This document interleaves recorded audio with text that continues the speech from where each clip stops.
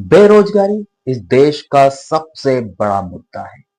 India unemployment report के मुताबिक 3 में से 1 बेरोजगार बैठा हुआ है। अनएम्प्लॉयमेंट रेट है 29%। ये उन लोगों के लिए है जिनके पास ग्रेजुएशन की डिग्री है। सवाल उठता है, ऐसा क्यों हो रहा है? 140 करोड़ लोगों का देश, हमारे देश में इतना बड़ा मार्केट, दाल, चावल, शैम्पू, साबुन, T shirt, pant, TV, scooter, गाड़ी, हॉस्पिटल, स्कूल, ना जाने क्या क्या चाहिए, लेकिन फिर भी हम बेरोजगार। विदेशी कंपनियां यहां आकर लाखों करोड़ों रुपए का प्रॉफिट कर रही है। चीनी और सोडे वाला रंगीन पानी बेचकर करोड़ों रुपए का मुनाफा कमा रही है। पेप्सिको का नेट प्रॉफिट है 883 करोड़ और उसका रेवेन्यू है 9,096 करोड़। कोको कोला का नेट प्रॉफिट है 640 करोड़ और उसका रेवेन्यू है 8,400 करोड़। मतलब हमारे देश के युवाओं को 12,400 रुपए की नौकरी भी नहीं मिल रही है। ये कैसे पॉसिबल हो सकता है?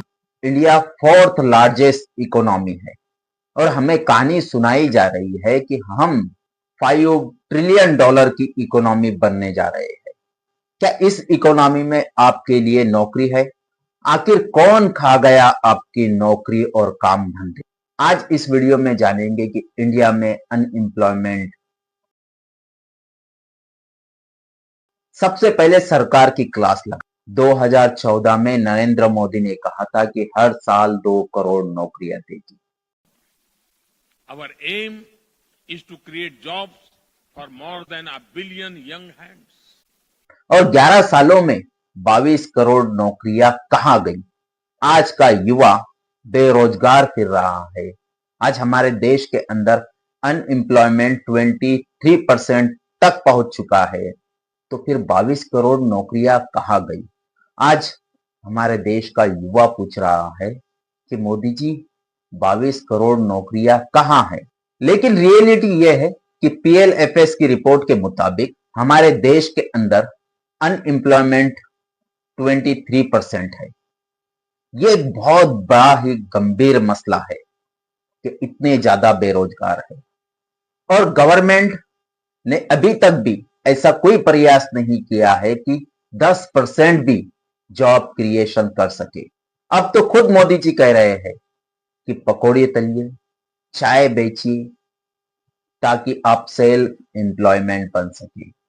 कोई न कोई व्यवसाय करेंगे, कमाई करेंगे, कोई एक आध व्यक्ति को रोजगार देंगे, कोई ऑटो रिक्शा चलाएगा, कोई पकौड़े की दुकान करेगा, कोई चाय की दुकान करेगा, कोई अखबार बेचने का काम करेगा, कोई कहीं डिपॉजिट देकर के और एजेंसी लेगा।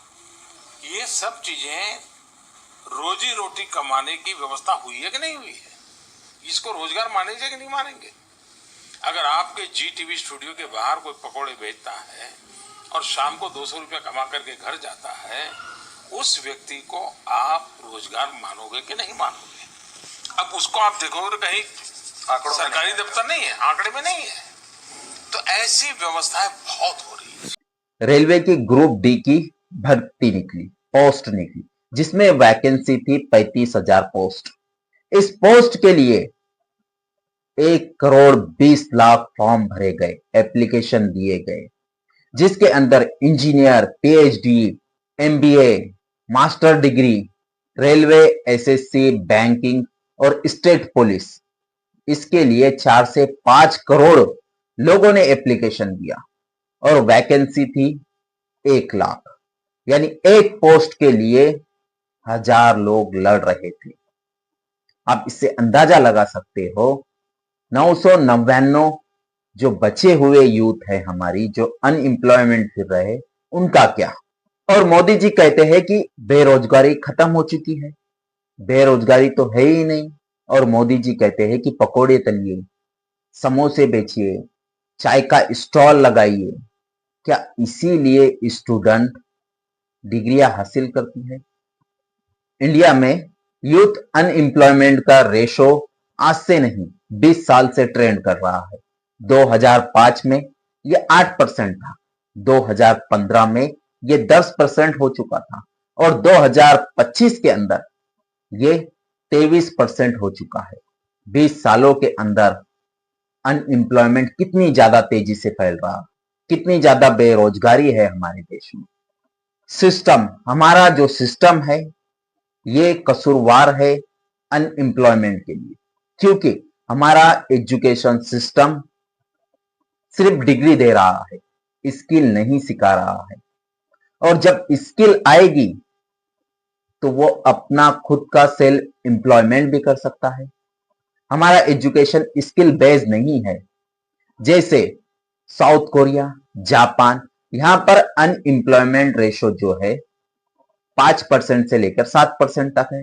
लेकिन यहां पर जो है जापान और साउथ कोरिया के अंदर स्किल बेस्ड एजुकेशन है, ना कि डिग्री।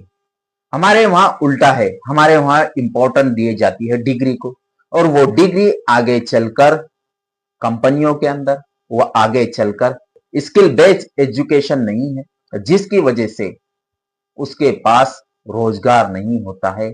इसीलिए प्रॉब्लम है हमारे एजुकेशन का, जिसकी वजह से हम मिसमैच हो रहे हैं। सबसे पहले हमारी गवर्नमेंट को, प्राइवेट सेक्टर को, संस्थाओं को, एजुकेशन संस्थाओं को ये सोचने की जरूरत है, डिग्री हासिल करे तो वो उसकी स्किल के ऊपर कोई भी कंपनी के अंदर, कोई भी सेक्टर के अंदर उसके पास रोजगार बन सके, उसको रोजगार मिल सके, ना कि वो बेरोजगार फिरे। जिस तरह से आज हमारे देश की यह हालत है कि जिनके पास ग्रेजुएशन की डिग्री है उनमें से 3 में से 1 बेरोजगार है।